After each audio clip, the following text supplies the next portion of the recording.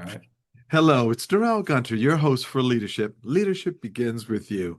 Well, I'm so happy to have our as in-house guest, Mr. Frank Menchaca, who is a longtime friend and former colleague of mine in the industry. He is a thought leader in education, innovation, and the library impact. So today we're going to talk about reigniting purpose leadership. We're going to talk about some learning outcomes and the role of the academic library. Frank, welcome to the program. Thanks, Darrell. So, we're honored to have you as a guest as a visionary leader in education and publishing. For those of you who don't know Frank, he is a respected executive, writer, and strategist who has spent his career championing innovation in learning and knowledge delivery. His work has helped shape how academic institutions and libraries think about their role in today's rapidly evolving information landscape. Frank is the author of a thought-provoking paper titled Starting a New Fire: Measuring the Value of Academic Libraries in Undergraduate Learning. It's a compelling call for libraries to shift from passive repositories of information to active centers of intellectual development. In this paper, he challenges traditional metrics of library success and argues that libraries must be judged by their impact on learning outcomes, particularly in cultivating the critical thinking, writing, and analytical skills employers demand and students often so lack. Today, we're going to unpack Frank's ideas on leadership, transformation, and the role librarians must play in the future of education. Wow, Frank, I'm ready to jump in. So, if you could, Frank, you've had such a fascinating career at the intersection of education, publishing, and strategy. What's a leadership principle that has guided you through your journey? Thanks, Darrell. It's a great question. The one thing that I keep coming back to all the time is to focus on what your user and what your customer are trying to accomplish. What are they trying to do to be successful? What do they want to be successful at? What are their aspirations? And you can sit in your office and think up all sorts of answers to that question, and you might get lucky and be right. Um, but I much prefer to spend time with the people that I am targeting, whatever it is I'm doing, whether it's a product or a paper or a curriculum. Um, I always want to spend time first and foremost with the user and with the customer, and in many cases that is the student, um, who is at the receiving end of what I'm proposing to do. Because without really starting with the end user, um, as I said, you might get lucky and come up with something good, but it doesn't leave it to luck. It leaves it to understanding the aspirations and desires for success that individual has. It all begins and ends with people. Wow. And so during your time at Cengage Gale, you were really overseeing all of the various different academic databases. What did you feel at that time that the library community could have done better? It's a great question. I think that I was fortunate to be involved with academic libraries at a time of very dynamic change. And so we, for example, partnered with a system of libraries to deliver one of the then at the time, one of the largest text projects ever done, the 18th Century Collections Online, which turned out to be a partnership with something called the Text Creation Partnership, based out of the University of Michigan. I think that libraries did a great job, many of them, in trying to embrace the changes that came along with digital scholarship. And they made that pivot. We came up with new ways to partner with academic libraries as resources, as partners. And so I think all of that was great. I think that where I found a gap was in libraries really seizing the mantle to become centers of learning and really trying and understand how they can influence in really concrete ways, not just usual or typical habits of research and learning that go on in libraries, but actual learning, how they can be a resource for faculty, how they can be incented to be a resource for faculty, as well as students to drive learning outcomes and really help prepare students for the kind of work that they need to do when they leave the academy. You have introduced a very, very interesting topic, faculty. And I happen to be an adjunct faculty at Seton Hall. And I find the faculty, my experience, and I could be wrong, but my experience is limited, only at Seton Hall since 2009. I have felt that they're in their particular bat cave, if you will, and they Hmm. don't want to come out. Hmm. I actually had a speaker to come address my class a year ago in the fall about AI and different tools, and I invited all the faculty to come. Not one faculty showed. Wow. Not one faculty showed. And I the individual, uh, uh, Max Rigsby Jr., well known in the industry.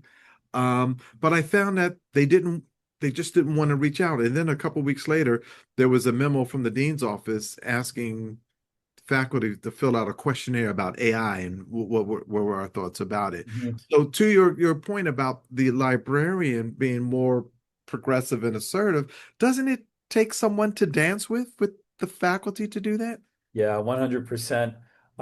It has to be a partnership. In this phase of my career, I focus a lot on preparing students at all levels, not just in the academic library, but at the associate level as well, to deal with some of the opportunities that come along with the clean energy revolution.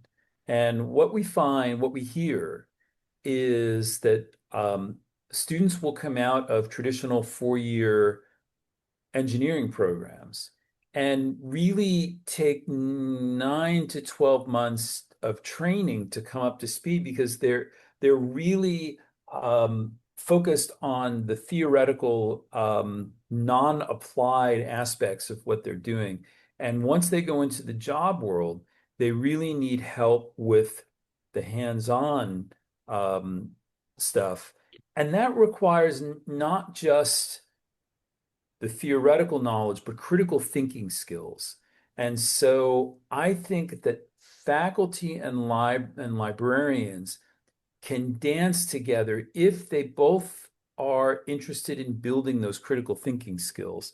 Those critical thinking skills revolve around the ability to write, the ability to evaluate. And as we live in a world of exploding artificial intelligence, which I think has enormous promise associated with it, the ability to understand how to use those AI tools, how to write compellingly without kind of giving the keys to your brain to AI, that's needed more now than ever. We're living in an age of just tremendous information revolution.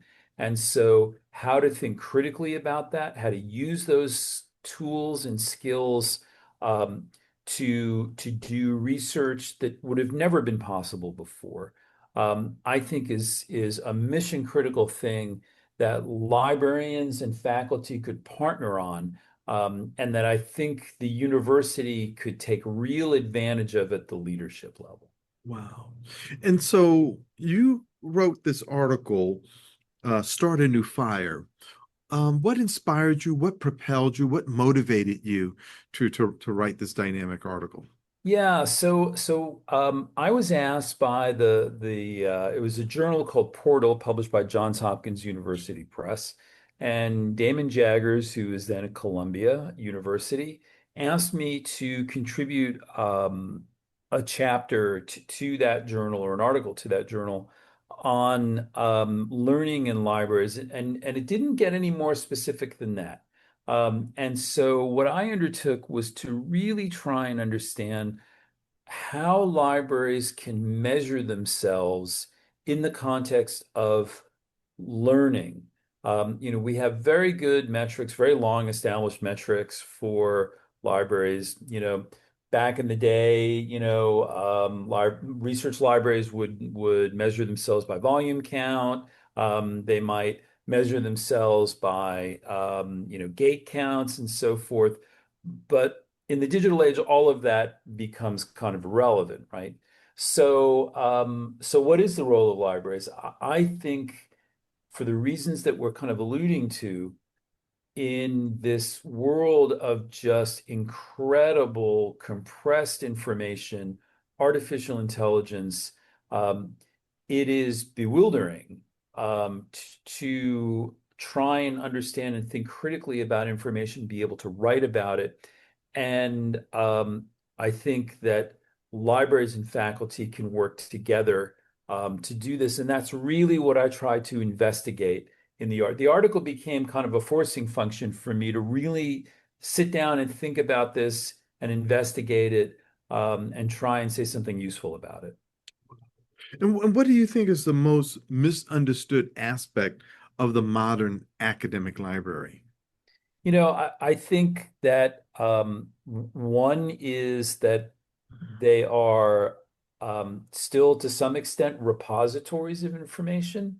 Um, And I think where the academic library is now is really poorly understood as the having the potential to be a resource for learning and for this intersection between scholarship and technology and application. And I think libraries have done a great job of being at the forefront or at the center of many of these things. Um, but I don't know that they necessarily tell their story particularly well.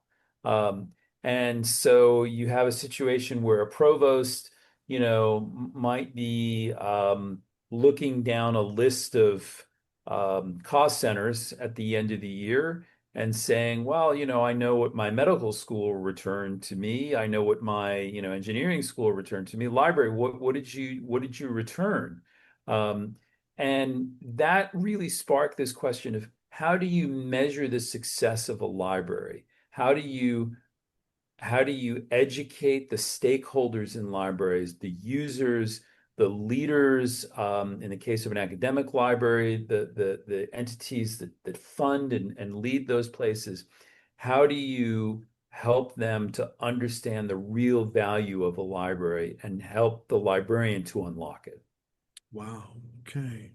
And so you had mentioned this earlier in regards to keeping score and counts. How should institutions redefine the value that goes beyond the normal gate counts and circulation? Yeah, I think it's a fascinating question. How well prepared are the students when they go out into the work world or into their field of choice? I think you almost have to start at the end and work backward. How good a job did we all do to prepare a student to become an engineer, a working engineer? How did we help that individual deal with the question of artificial intelligence that's been introduced into industrial design or automation? How did we help an art student understand the relationship between original creation and artificial intelligence creation? And what impact did that have on their career? I think you almost have to start with a study of how did your students end up and what were the gaps in their formation, their knowledge formation? And then what could we have done better to fill those gaps? As I said at the beginning, it's all about what happens to your stakeholder, your user. And if we understand how the students that we've taught have gone out into the world, what have been their gaps, what are the things that they've struggled with, as I said, if you're an engineer, how well did we do to prepare you for additive manufacturing and automation? If you're a medical student, how well did we prepare you for the world of digital records and so forth? And then study what those gaps are and then come back and say, these are the things that we can do better for our community. I think you have to start with the result, understand where you succeeded, understand where you still need to do some more work. Right, right. So, how should our library leaders respond to this question? You wrote in there that our undergraduate students all use Google, so why do I need you? Yeah. Yeah, that's a question that I've actually heard from some people. Um, so, think for a minute about the information world that most students inhabit. Um, we have social media, Twitter, Instagram, TikTok. These are all media that compress information. In the case of Twitter, into an actual number of characters. They are not mediums of deliberation, of evaluation. They are not mediums of critical thinking. They have their place, but they are not where you're going to go to really learn something deep and true and engage with many different viewpoints. It may explain a little bit why we're in kind of a particular political moment, when so much information gets translated in these very compressed, almost anti-critical thinking, anti-dialogue media. So that's how a lot of students have to deal with the world. And so, my advice to libraries is start there, start with the information world of your students and really try and understand how you can help them to acquire the necessary skills, even more necessary now with AI, the necessary skills to evaluate, to be able to synthesize information from a vast number of different sources, to think critically about it, and to engage in a civic dialogue about it.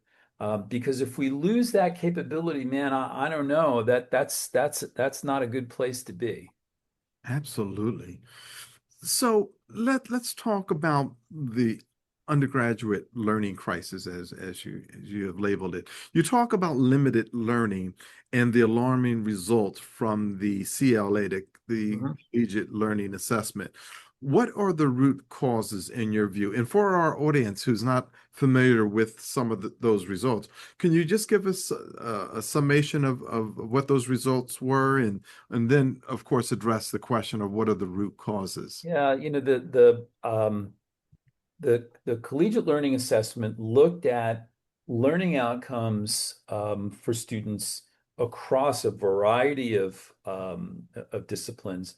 What it found, in short, what it found is that critical thinking skills, the ability to synthesize information, to understand and ideate from different viewpoints, the ability to write about that information, to speak about it, essentially communication skills, was really lacking.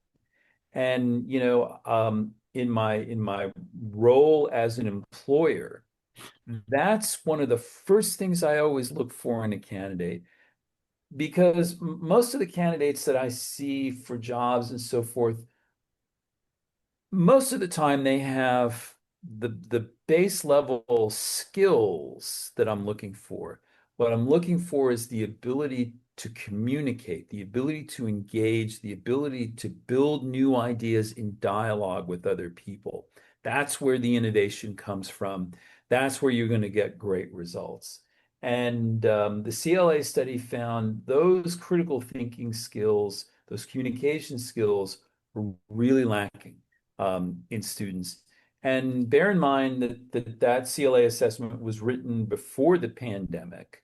And so I haven't yet gone back to look and see whether or not they've done another assessment, but I have to imagine post-pandemic, the results are maybe even more dire. And you add on top of that the preponderance of social media that is this kind of compressed way of communicating that kind of blots out, you know, um, um, diverse voices. And I think the situation's probably even more, more critical. So that's in essence what the CLA study found. And that's where I thought, when I read that, I thought that's where libraries can really help because librarians understand um, the evaluation of information and how to assemble information in a way that helps to ideate. They're interested in that. They're not interested in kind of the hyper compact world of social media. They do a really good job at the opposite of that, which is this bigger, broader, more diverse world of information literacy and critical thinking and ideation. And I think that's kind of where I saw an opportunity. Wow. Okay. And in your opinion, why are higher order thinking skills so undeveloped in today's college students? I know you spoke about it in your response in regards to Yeah. pre-COVID and COVID. What can universities do to combat that? Or do they recognize that this is an issue? I think it's recognized in spots. So I'm going to make a big plug for the humanities as a set of disciplines. Humanities have kind of taken it on the chin, particularly recently in the academic world, as being, less relevant and so forth. It's better to get a business degree, and nothing wrong with getting a business degree, right? Right. Um, but the humanities teach people the habit of thinking, and that's applicable to anything. I'm not saying that you can be a humanities person and go and become a brain surgeon, but what humanities disciplines do for people when they're at their best is that they teach the habit of thinking and the habit of creating new knowledge. And in a world, in a knowledge economy, that has to be one of the most important things. So I think I'd really love to see the academic world defend its humanities, defend its humanities programs, because I think those disciplines teach enormously valuable skills and help to make the individual rounded, and they should help to make the individual curious. I came from a background in literature, and here I am working in the circular economy of critical minerals. Why is that? Because I'm curious about them. That curiosity drove me to get a degree in sustainability. Um, in the fourth decade of my career. So, it's that inspiration for curiosity and lifelong learning that just makes for better, more successful individuals. Interesting. When I graduated from Seton Hall in 81, Hmm. um, I went after a job at Xerox selling copiers. And Yeah, I was not hired at first, but I noticed at Seton Hall, a number of liberal arts majors got hired. yeah, And I said, wait a minute. I have a business degree. You're hiring, I mean, my yeah, good friends, they're good people, but yeah, they said, because they're more well-rounded. yeah, And not that you're not, but yeah. the liberal arts education makes them more would have conversations not just about business, but about other things. So that still holds true today. Yeah, yeah, for sure. And so when you talk about the habits of mind, how should librarians integrate this into the curriculum, or how should the professors integrate this into their curriculum? I talk about this in the article, and I've written about this elsewhere too. Embedding librarians into the classroom is, I think, a great idea. There have been medical school libraries that have put their people in actual medical school classes rather than in the libraries. Um, have the librarians and the people responsible for information embedded in the classroom. Have them, working alongside the professor. I think that's the way that you're going to inculcate an interest in these learning habits among students. They'll see that with better information tools and better information skills, they'll get better grades. They'll be, to your point, more well-rounded. They'll have better chances at careers. It's interesting because I'm maybe a little bit unusual in being a literature major, having worked in engineering, and working now in kind of geology oriented stuff. I've been asked a couple of times to come in to talk to PhD students in the humanities to talk about how do you use your humanities degree to go into sustainability or circular economy or engineering or automation or what have you. And to me, the answer is it's rooted in this simple fact: be curious. All of these things connect to each other. Be curious about those things and use the tools that you've used as a critical thinker to try and get at those ideas. See where science and humanities intersect. See where engineering intersects with art and design. Frank, how can someone get in touch with you if they want to have a further follow-up conversation with you? Sure, my email is publicly available: Frank Menchaca, Menchaca 8561 at gmail.com. Excellent. And we have a couple minutes left. I want to make sure I got that plug in for you. Yeah. What parallels do you see between your U.S. observations and your global experiences, like your visit recently to Brazil? Yeah, the thing that was so inspirational about Brazil, and I've encountered this elsewhere. We were at a university and it was near midnight and people were filing in to classes to learn English. And the library director said, more people want to be educated today than yesterday, and there's more people tomorrow that want to be educated. So it's not as though we're living in a world where people don't understand the value of education. Um, so I think that's worldwide.